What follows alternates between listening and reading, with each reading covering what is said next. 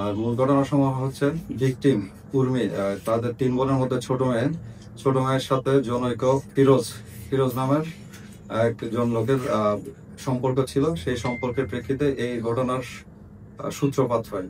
এই সম্পর্কটা তাদের বাবা মা মেনে নিতে পারেনি, তাদের পরিবার মেনে নিতে পারেনি। এই সম্পর্কের সূত্রপাত ধরে ভিকটিমের পরিবারের মেজো মেয়ে লামিয়ার হাজবেন্ড কামাল হোসেনও ভিকটিমকে বোঝানোর চেষ্টা করে এখানে বিয়ে দেওয়া সম্ভব না, এখানে পরিবার মেনে নিবে না, তারা কেউ মেনে নিবে না, এটা তাদের পরিবারের জন্য অপমানজনক। তার ওই ধারাবাহিকতায়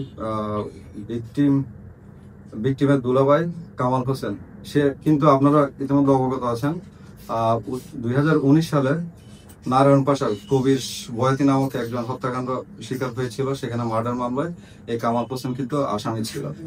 সে সবসময় এখানে, সে বর্তমানে ওই মামলায় জামিনে আছে। সে প্রায় সময় কোর্টে হাজিরা দিতে আসে।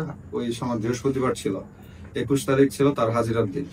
তো বুধবার দিন তারা এসেছিল ঢাকা থেকে, আর বুধবার দিন তারা এখানে অবস্থান করে রাতের বেলা নারায়ণ পাশে অবস্থান করে। পরবর্তীতে বৃহস্পতিবার কোর্টে হাজিরা দিয়ে এসে রাতের বেলা অবস্থান করে। বুধবার এবং বৃহস্পতিবার রাতের বেলা 2 দিনেই কামাল হোসেন সহ তাদের পরিবারের সকল সদস্য ভিকটিমকে বোঝানোর চেষ্টা করে, তোমরা এই সম্পর্ক তাদের পরিবার মেনে নেবে না, তুমি অন্য কোথাও তোমাদের বোন আমি ভালো ছেলে ঠিক করে দেওয়া। তো ভিকটিম কিছুতেই এই জন্য তাদের যে প্রস্তাব দিয়েছে সেই প্রস্তাবের সাথে একমত হয় না এবং তাদের মধ্যে তর্ক বিতর্ক চলতো। তো এক পর্যায়ে তর্ক বিতর্ক চলার এক পর্যায়ে বৃহস্পতিবার রাতে সেখানে কামাল হোসেন উপস্থিত ছিল, ভিকটিমের বাবা নজরুল বয়াতি, ভিকটিমের মা আমেনা বেগম এবং ভিকটিমের 2 বোন, তারা সহ উপস্থিত ছিল। বোঝানোর এক পর্যায়ে তারা ক্ষিপ্ত হয়ে ভিকটিমকে মারধর শুরু করে। ভিকটিমকে মারধরের এক পর্যায়ে মারধর শুরু করে হচ্ছে ভিকটিমের মা ছিল, ভিকটিমের বাবা ছিল এবং ভিকটিমের দুলাভাই কামাল হোসেন ছিল। তারা 3 জনে মারধরের এক সময় ভিকটিম মারা যায়। 3 জনের ক্রমাগত আক্রমণের ক্ষেত্রে ভিকটিম সেখানে জ্ঞান হারায় এবং মারা যায়। পরবর্তীতে তারা এই লাশ গুম করেছেন, সেটা হচ্ছে আনুমানিক রাতের দিকে 12:30 থেকে 1টার সময়, বৃহস্পতিবার দিবাগত রাত, শুক্রবারে 22 তারিখ রাত 12টা থেকে 1টার মধ্যে এই ঘটনা সংঘটিত হয়।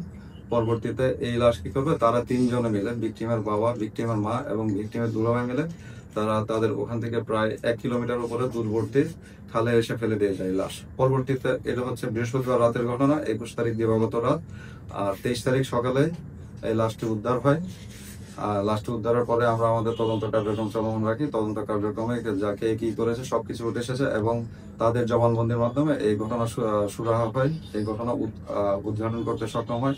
আর আমাদের রেঞ্জ ডিআইজি স্যার সার্বক্ষণিকভাবে আমাদের সাথে যোগাযোগ রেখেছে এই ব্যাপারে। তিনি সার্বক্ষণিক আমাদেরকে দিক নির্দেশনা দিয়েছেন। আমাদের এসপি স্যারও আমাদেরকে এই ব্যাপারে সার্বক্ষণিক সহযোগিতা করেছেন। এই হচ্ছে মূল ঘটনা।